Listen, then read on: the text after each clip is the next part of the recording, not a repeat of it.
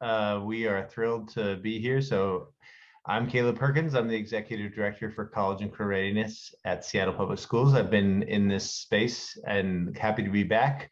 This is my 6th year in Seattle Public Schools, my 30th year in K-12 education, and I have 2 boys in the Seattle Public Schools. They both have IEPs, and so many of the conversations you have are near and dear in many ways. And we look forward to coming here to share a little bit about what college access work we do is generally, and then specifically around Seattle Promise and specifically around financial aid as the FAFSA process. So I am going to lean heavily on Melody, one of my favorite colleagues at Seattle Colleges, who helps lead Seattle Promise. And I think you're going to be driving the slide deck. Is that fair, Melody? That sounds great. My Zoom skills are a little rusty. I've been trained in Teams, and so I think we're in better hands with Melody. We use Zoom frequently at Seattle Colleges, so we're gonna find out if we're in better hands or not. I don't know. Echoing what Dr. Perkins said, thank you for the invitation. Thanks for welcoming us into this space today. Excited to be here. My name is Melody Mcmillan. I'm the Senior Executive Director for Seattle Promise at Seattle Colleges. I've been in this role since fall of 2018, which is when the FEP levy passed, which is the levy which funds the Seattle Promise program currently. I will go ahead and share my screen here, and I'm on a tablet, so I'm gonna not go into presentation mode since sometimes that messes things up. Tonight, Dr. Perkins and I are gonna talk a little bit through what is Seattle Promise, just a refresher, broad overview, what is Promise, who's eligible, talk a little bit about some of the FAFSA WASFA support being offered both through the Seattle Promise program and generally at Seattle Public Schools. I'll speak a little bit to high level to some of the more specific supports for specific populations of students in the Promise program. And then Dr. Perkins will talk to us a little bit more about just high school and beyond planning in general, FAFSA WASFA completion rates at Seattle Public Schools, and then college enrollment. I'll go ahead and jump in unless anyone has any burning questions right out of the gate. All right. So Seattle Promise is a tuition scholarship and wraparound support program. We're a last dollar scholarship, so students who are in the program can attend Seattle College for up to 2 years or up to 90 credits or up to their first associate degree tuition free.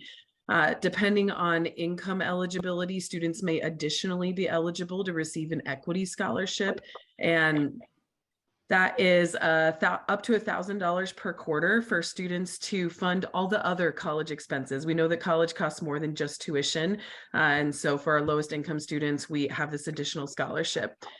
Beyond that, students are also receiving individual and group support from outreach specialists, retention specialists, financial aid specialists, so lots of staff who have a lower than average student to staff member ratio, so that we can be providing as much as possible individual support to support students to access and complete their college degree. Any student who graduates with a Seattle Public School diploma is eligible for the program as long as they're meeting milestones. That is regardless of GPA, income, country of birth, or ability. So as long as they are meeting the Seattle Promise milestones and they graduate with their high school diploma from a Seattle Public School, they're eligible for the program. I'm going to jump to for Seattle Promise. The milestones that are required for the program are students need to apply for the program. They need to apply to one of the 3 Seattle colleges. We are a last dollar tuition scholarship program. So we're trying to apply any other additional aid that the students are eligible to receive: Pell Grant, Washington College Grant, College Bound, etc. And then Seattle Promise comes in and fills any tuition gap that there may be. So we have students complete the FAFSA or WASFA. Additionally, students need to come to Readiness Academy in the spring, and that is an event that happens before they graduate from high school, where they will come to their Seattle college and get registered for classes. And it's always a really fun event because students are leaving with their college schedule for fall quarter before they've even graduated high school. And so they're getting to go back, and show their friends what they'll be taking in the fall. They need to graduate. We have an additional orientation like intensive program in September, right before fall quarter begins, called Summer Bridge. And then once students are enrolled at Seattle colleges, they have to meet with their Seattle Promise advisor, their retention specialist, at least once a quarter. They have to mean satisfactory academic progress, which is a policy defined by our financial aid every quarter. And as long as they're meeting those requirements, then we are supporting them until they reach college graduation. Want to invite you, if you have your phone readily available, scan the QR code and join me on the Seattle Promise FAFSA WASFA web page here. If you don't have this available, this slide deck, I'm sure will be available later. One of the things I want to highlight on the FAFSA WASFA part for Seattle Promise is that the deadline this year, as it has been in years past for Promise students, is that they need to submit their FAFSA or WASFA by April the 30th. To complete the FAFSA or WASFA is a full family activity. It requires the student and their parent or caregiver to be completing this paperwork together. If you go to the website that is linked on this QR code, one of the things that you'll find is a link to all of the documents that both the student and the parent or legal guardian need in order to complete the FAFSA or WASFA with as much ease as possible. We also have on this page the college codes. So we want to make sure that students are getting their FAFSA or WASFA sent to the right college or university where they're planning to attend in the fall. And then there's some other tips and tricks for making the FAFSA or WASFA completion process as smooth as possible. We do have some translated FAFSA WASFA workshops coming up. These are going to be virtual workshops that are offered in the languages that you see below, and then also English, and encouraging students and families who could use support in this way to complete the FAFSA or WASFA to join us at these events. We'll also be recording them, so they'll be available later. Additionally, want to highlight that for any student or family who are needing individual appointments in order to get through the FAFSA or WASFA completion process, that's something that we are offering on a regular basis. And our outreach director added the statement that at this point in the year, typically the students that we see who have not already completed the FAFSA or WASFA are experiencing some additional complexity around getting that paperwork finished. And so oftentimes meeting with an outreach specialist or a financial aid specialist, one-on-one individually is really beneficial and helpful to get through that process. And that's something that is open and available for students. Want to briefly hit on some high-level student population specific supports that we offer. The main one that I want to emphasize is this availability of individual appointments, individualized support available to students who have applied to the Promise program.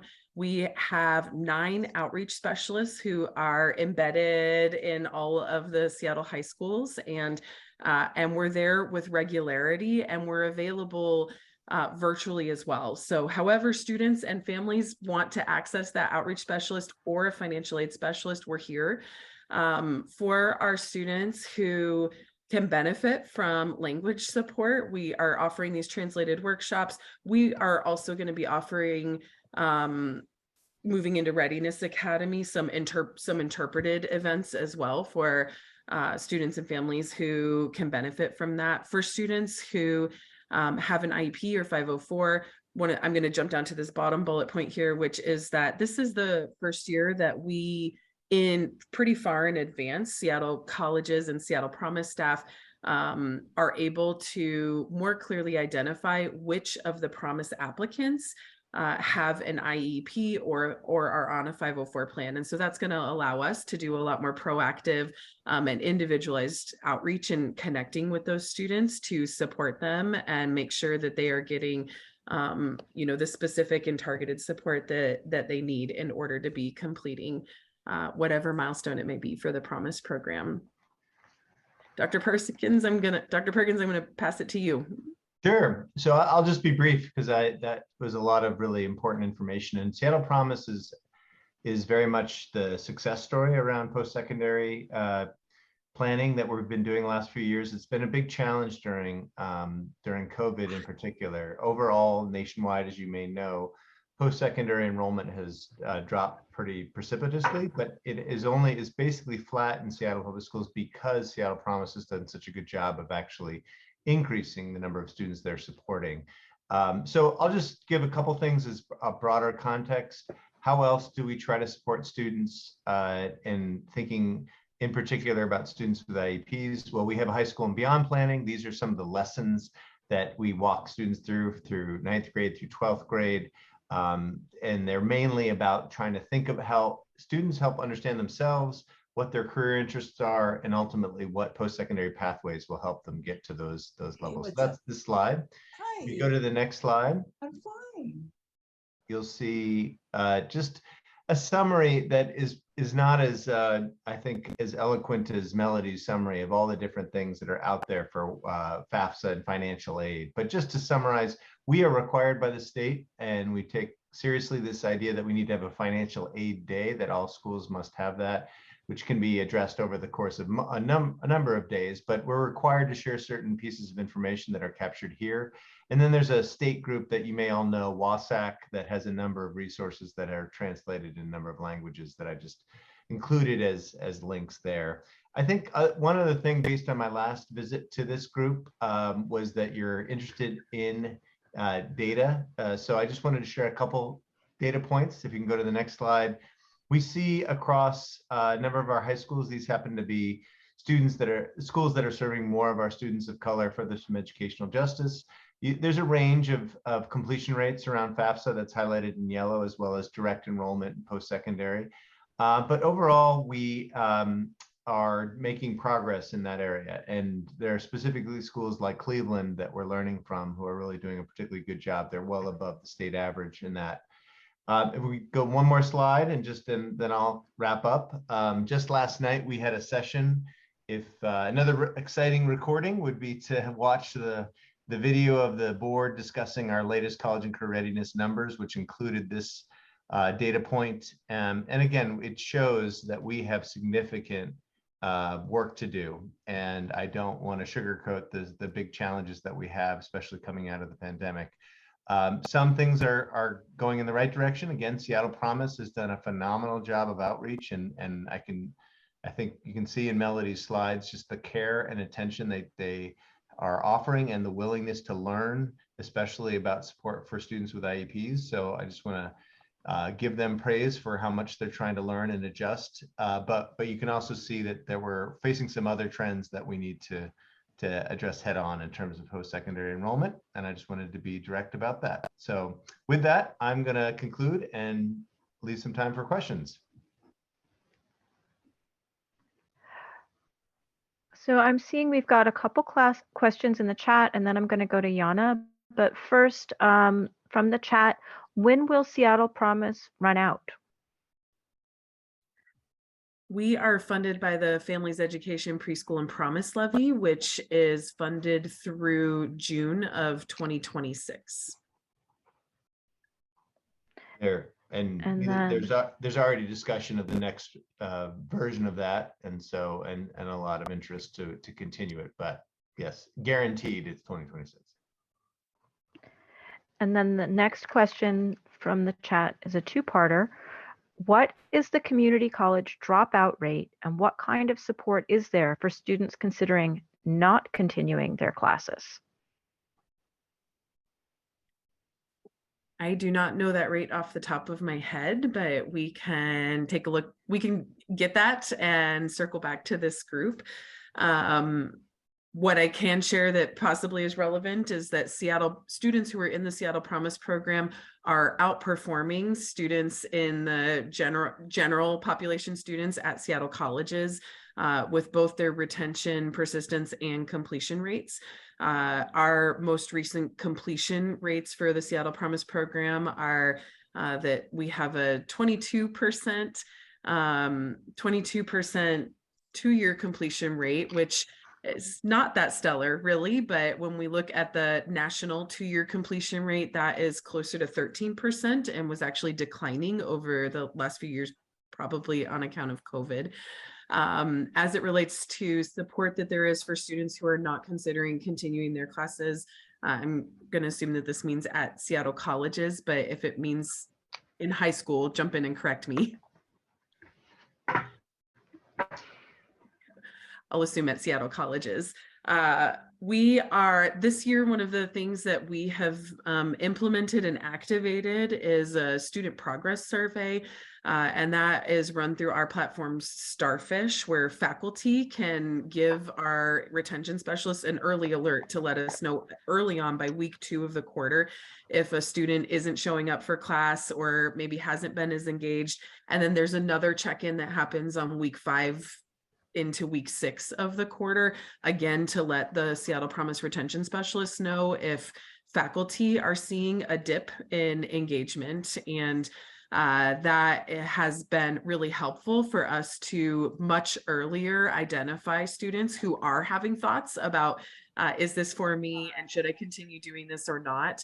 And we are staffed in a way that is it's 100-to-1 staffing model. It's built off of the TRIO student success national model. And that staffing model allows us to have individualized conversations with students to talk through, what's going on, what's happening. One of the flexibilities that the Seattle Promise program has adopted is allowing students to enroll part-time or to take a quarter off. We call it a deferment if that's what's needed. We know that life happens and sometimes students need to take a quarter and handle things or address things and then come back more prepared the next quarter. And so that's something that also we would work with students to explore, is that the right option for them at that time?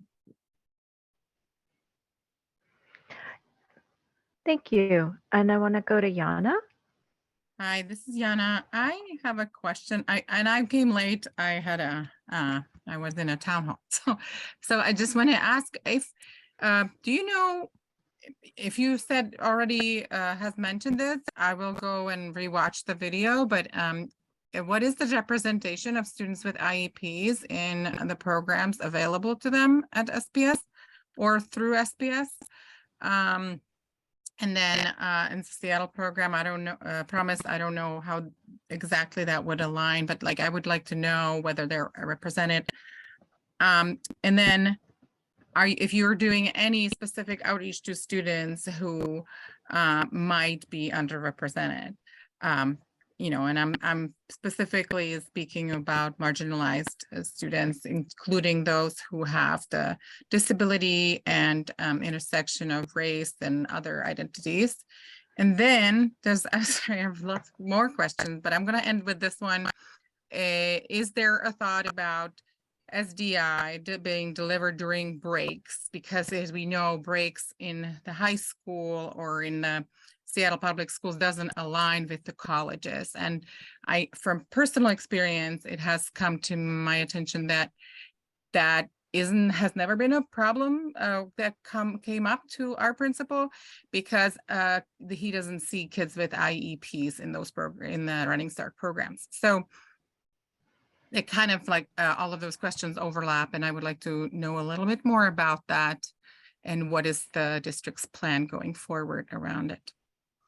Yeah, so let me tackle one thing. I do apologize. I didn't schedule very well. I have to go pick up a child from baseball, but I'm going to listen on my phone. But just to quickly, the sobering data is that post-secondary enrollment rates are down generally, and they're down for students with IEPs in particular overall. So we only had 44% of our students with IEPs who graduated enroll from last year to enroll directly into post-secondary. So we have a lot of work to do. Where Dr. Pedrosa, who's one of my supervisors, she's the associate superintendent, is really pushing is the idea of how can we learn from models like Bellevue College in particular, and how can we help the great work that Seattle Colleges is doing in doing more access, in more outreach, that a future iteration, because I do anticipate there will be another city levy that's supporting education after 2026.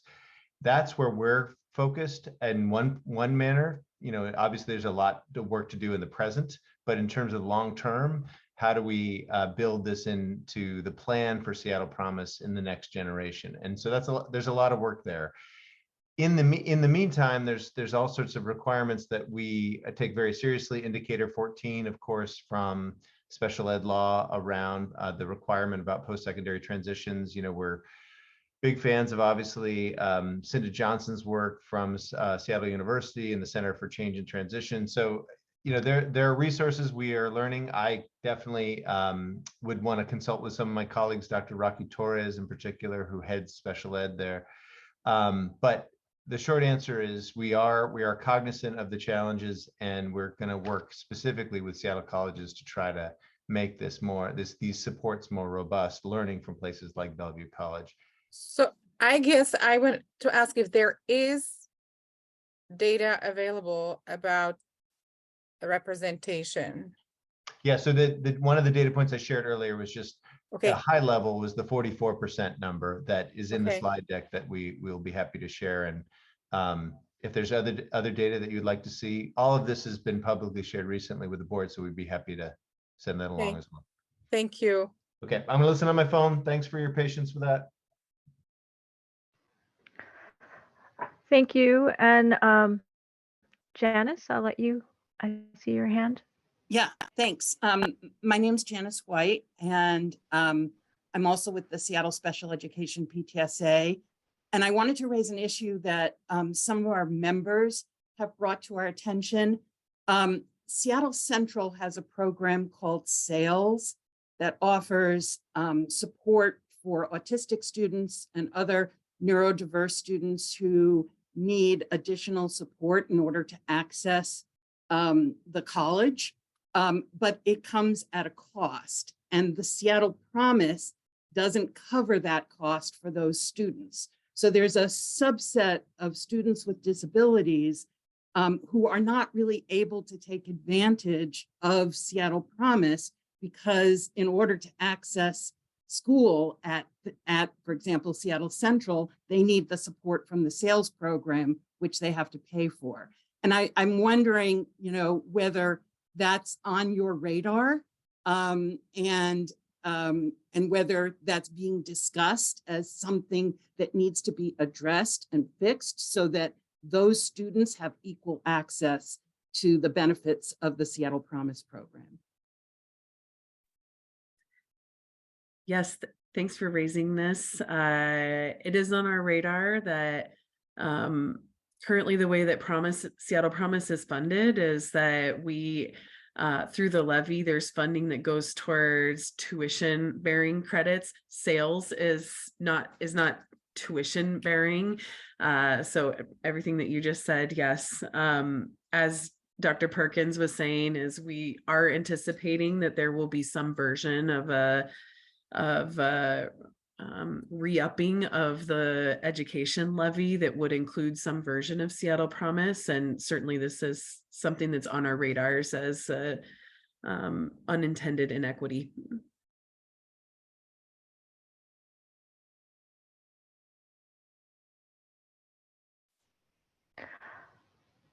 Sherilyn? This is Sherilyn Crowther. I just will maybe a bit of a follow-up to Janice, and actually to what Sam was saying on our meeting earlier. How is it that tuition bearing, do you know, how is it that tuition bearing got in there as compared to considering covering the costs of supports and accommodations for people with students with disabilities?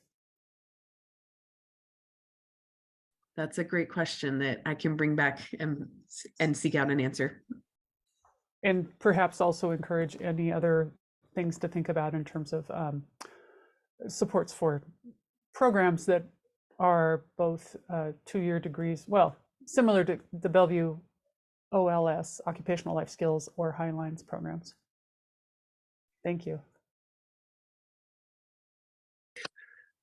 I would just share that, and I think this is an authentic ask, especially given this organization's mission. As the conversations start to come together, which they're, to my knowledge, they're just starting, about what the future of this levy and what promise should be, I think the voices here should be heard. And one of the, and just, and this is just a conversation trying to figure out what the best way forward is. Is it that we want to try to replicate something like Bellevue within Seattle colleges, which I'm sure has enormous appeal, or is it about giving students access to the best opportunities that are already in the region? What is the right way to use our resources? That's an open question. I don't have a great answer. I bet you all have some expertise that would be helpful in figuring that out.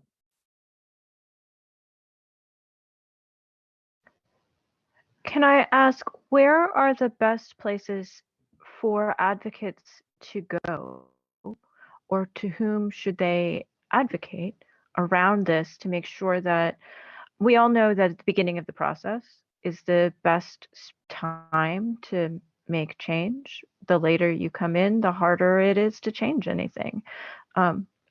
Where would you recommend people go to have these conversations?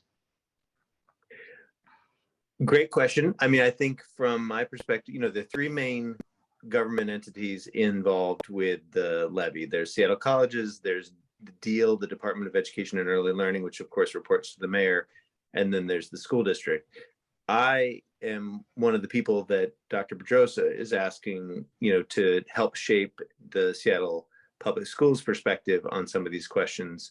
So please reach out to me, and that would be, and obviously there are others that I think you talk with somewhat regularly in terms of Dr. Rocky Torres, but I think of my role as thinking about post-secondary transitions and Seattle Promise, the future of Seattle Promise. So that's one connection. There's obviously post-secondary people at DEAL, and of course Melody and her work at Seattle colleges. So great, thank you so much. I'm seeing a question in the chat from Yana. Are you planning informational meetings like this one for other school communities, and will there be a summer program this year?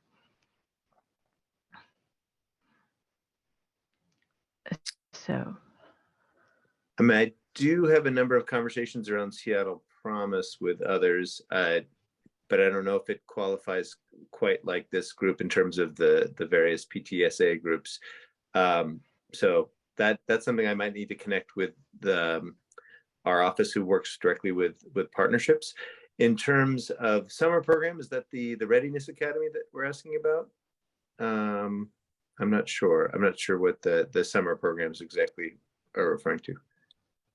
School-based meetings, I see. Well, I mean, one of the things that we are doing, and I can connect with those who work directly with family engagement, but each of our high schools, thanks again to Melody's coordination, has folks who are talking about Promise on a regular basis and communicating with students directly.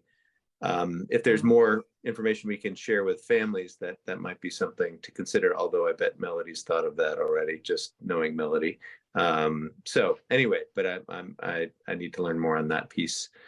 I don't think I answered the question on the summer piece, so I might need more context. Yeah, so I just wonder, what is there for students this summer? But to piggyback on what you talked about, I would hope that principals, especially principals of high schools, would be contacted. Are they? Principals are absolutely connected, and I can also I mean, about the outreach. No. Say it again. About the outreach, like if you were to have it for a community of high school that has 1,400 students, is that a plan to kind of take a tour, do a tour of you know, providing this information to communities? Yeah, I mean, I guess the good news is that there are many conversations with Seattle principals about promise, and the fact that there's staff from Seattle colleges that work directly with each of the high schools has been, I think, one of the main credits to why we have such an enormous increase in enrollment. How they're leveraging that and informing principals about their regular parent meetings and community meetings, that's something I would like to look into. I'm nearly positive they talk about it, but how do they do it is a good question.